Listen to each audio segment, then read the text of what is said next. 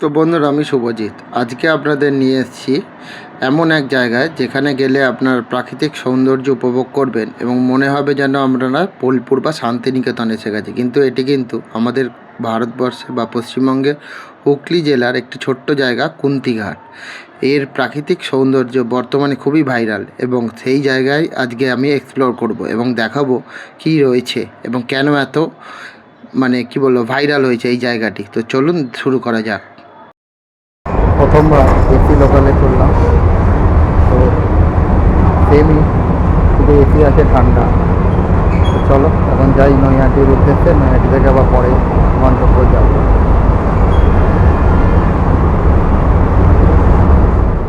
তো বন্ধুরা, এখন এসে আমি উপস্থিত হয়েছি কুন্তিঘাট স্টেশন। এই কুন্তিঘাট হলো বর্ধমান কাটোয়া মেন লাইনের অন্যতম একটা গুরুত্বপূর্ণ স্টেশন। এখানে আপনারা ব্যান্ডেল লোকাল বা কাটোয়া লোকালে প্রত্যেকটা ট্রেনই কিন্তু এখানে হল দেয়, তো আসতে অসুবিধা হবে না। প্রচুর ট্রেন কিন্তু এখানে রয়েছে। আর কুন্তিঘাট স্টেশনটা কিন্তু আপনার ব্যান্ডেলের পরের দুটো স্টেশন পরেই কিন্তু এই কুন্তিঘাট। তো চলুন এখন আমি স্টেশন থেকে এবার বাইরের দিকে যাব। এই হলো বাইরে যাওয়ার রাস্তা। এখান দিয়ে এখন আমি বাইরে যাব। তো বাইরেই কিন্তু টোটো বা অটো আপনারা পেয়ে যাবেন এবং 10 টাকার বিনিময়ে আপনারা পৌঁছে যেতে পারেন এই বিড়লা মন্দির। কিন্তু আমি হেঁটেই যাচ্ছি। হেঁটে মোটামুটি 7 থেকে 8 মিনিট মতো সময় লাগে, আর টোটো বা অটোতে গেলে লাগবে 2 থেকে 3 মিনিট মতো। ভাড়া তো আগেই বলে দিলাম 10 টাকা নেবে। তো চলুন এখন আমি হেঁটেই সামনের দিকে যাচ্ছি। তো যাওয়া যাক এখন কুন্তিঘাট এই বিড়লা মন্দিরের উদ্দেশ্যে। তো চলুন দেখতে থাকুন ভিডিওটা। তো বন্ধুরা, প্রত্যেকবারের মতো আমি হেঁটেই যাচ্ছি। তো জানতাম যে মোটামুটি স্টেশন থেকে 10 মিনিট মতো হেঁটে লাগবে সময়, তো হেঁটেই যাচ্ছি। আর আপনাদের জানিয়ে রাখলাম, আগেও বলেছি যে এখান থেকে অটো, এই যে সামনে যে টোটোগুলো দেখছেন, স্টেশনের বাইরেই টোটো পেয়ে যাবেন এবং টোটো ধরে বলবেন বিড়লা মন্দির যাব, 10 টাকা মাত্র ভাড়া নেবে এবং আপনাদের পৌঁছে দেবে এই বিড়লা মন্দির।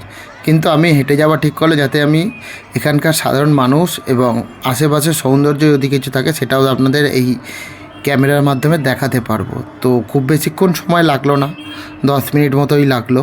তো চলুন যাওয়া যাক এখন সামনের দিকে বিড়লা মন্দির। আর যে সৌন্দর্যটা বা যেখানে সকলে ছবি তুলছে, এতটা ভাইরাল জায়গা যেটা হয়েছে, সেটা কিন্তু বিড়লা মন্দিরের জাস্ট 2 পা আগেই কিন্তু শুরু হয়ে যাচ্ছে।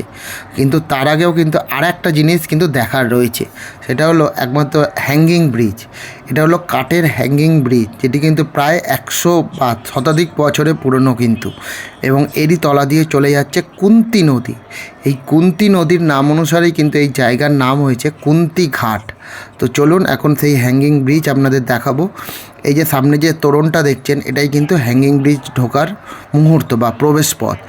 এই প্রবেশ পথ দিয়ে আমরা পেরোলেই পৌঁছে যাব কুন্তি নদীর ওপারে, যেখানে রয়েছে বিড়লা মন্দির এবং তার সেই প্রাকৃতিক সৌন্দর্য। তো দেখতেই পাচ্ছেন চারিদিকে অপরূপ দৃশ্য, কিন্তু এর ওপর দিয়ে আপনার যাচ্ছে, কি বলে, বাইক টাইকও যাচ্ছে। তো অসুবিধা হবে না, যারা বাইকে করে আসবেন তারা কিন্তু বাইক নিয়ে কিন্তু পার হতে পারবেন। আর এই যে নিচে দেখছেন যে নদীটি, এটিই হলো কিন্তু কুন্তি নদী।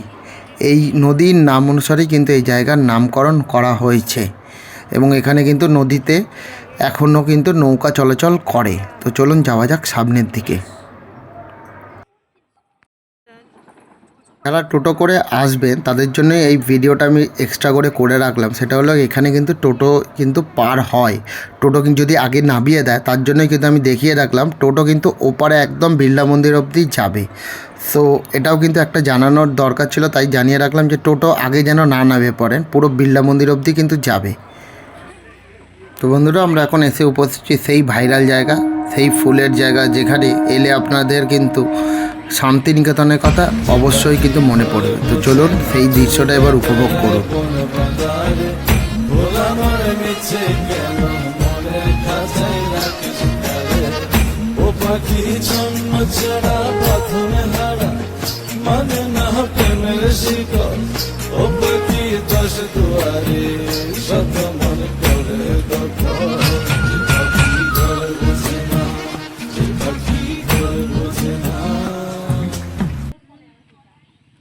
তো এই দৃশ্য দেখতে দেখতে আমরা এসে উপস্থিত হলাম বিড়লা মন্দির, যেটা রাধা গোবিন্দর মন্দির।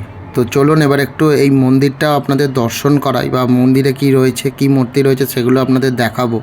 শুধু প্রাকৃতিক দৃশ্য এবং মন্দির দুটোই কিন্তু আপনাদের এই ভিডিওতে আমি দেখাবো।